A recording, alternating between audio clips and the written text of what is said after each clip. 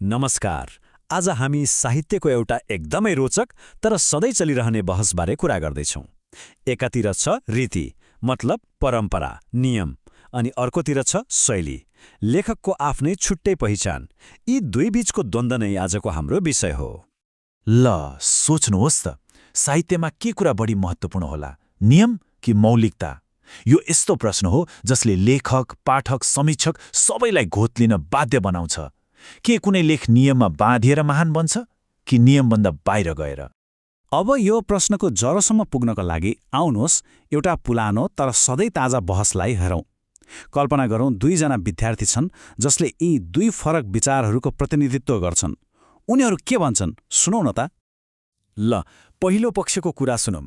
विद्यार्थी क को तर्क के छ भने साहित्यमा रीति अर्थात् परम्परा नै सबथोक हो, किनभने यसले नै त हो नि कुनै पनि रचनालाई अनुशासनमा राख्ने, एउटा निश्चित नियम पद्धतिमा बाँध्ने।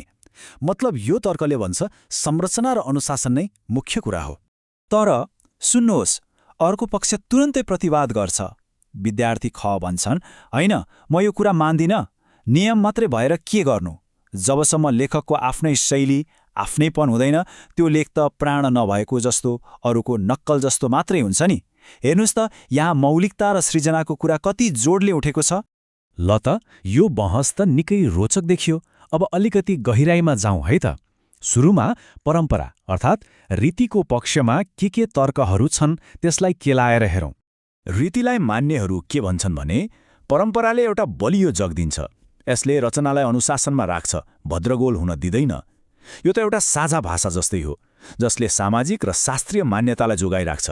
अनि यसको सबैभन्दा ठूलो फाइदा के हो भने साहित्य धेरैभन्दा धेरै मान्छेले बुझ्न र स्वीकार गर्न सक्छन्। यो त भयो रीतिको कुरा। अब सिक्काको अर्को पाटो हेरौँ। विद्यार्थी खले भने जस्तै त्यो व्यक्तिगत शैली किन त्यति धेरै महत्त्वपूर्ण छ त? ल अब शैलीको पक्षमा के तर्क छन् त्यतातिर लागौँ।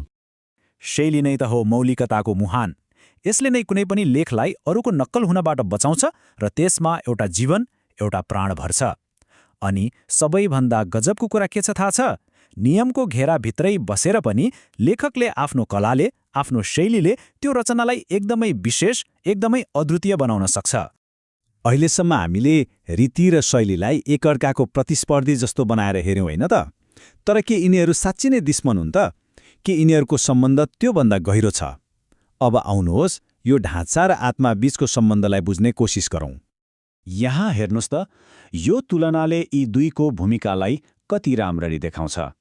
एकातिर छ रीति, बाहिरी संरचना, एउटा अनुशासित बाटो जस्तो, अनि अर्कोतिर छ शैली, त्यही संरचनाभित्रको भित्री कला, लेखकको आफ्नै मौलिक पहिचान जसले त्यो कृतिमा प्राण भर्छ। यसलाई अझै सजिलोसँग बुझ्न मन छ भने एउटा घरको कल्पना गरौँ। रीति भनेको के हो? त्यो घरको नक्सा हो, बाहिरी ढाँचा हो। तर शैली भनेको त त्यो घरलाई साँच्चीकै घर बनाउने भित्री सजावट हो। त्यो कला हो जसले त्यसमा जीवन भर्छ, आत्मा भर्छ। त्यसो भए यत्रो बहसपछि अन्तिम निष्कर्ष के निस्क्यो त? परम्परा र मौलिकताको यो द्वन्द्वमा जित कसको भयो? को बढी महत्त्वपूर्ण रहेछ? र यहाँ बुझ्नुपर्ने सबैभन्दा महत्त्वपूर्ण कुरा के हो भने महान साहित्य भनेको रीति र शैलीमध्ये एउटालाई छान्नु होइन, बिल्कुल होइन। यो त यी दुईको एउटा उत्कृष्ट, एउटा कुशल मिश्रण हो। एउटाले बलियो अनुशासित ढाँचा दिन्छ भने अर्कोले त्यही ढाँचाभित्र एउटा जीवन्त आत्मा भर्छ। ल अब अन्त्यमा एउटा प्रश्नमा घोत्लियौ न त। यस्ता कुन लेखक होलान् जसले परम्परा र शैलीलाई सबैभन्दा सुन्दर तरिकाले मिलाएका छन् जस्तो लाग्छ? एकछिन सोच्नुहोस् त, अनि आफ्ना मनपर्ने लेखकहरूलाई अब यो नजरबाट पनि हेर्ने प्रयास गर्नुहोस् है। आजको लागि यति नै। अर्को अङ्कमा फेरि भेटौँला।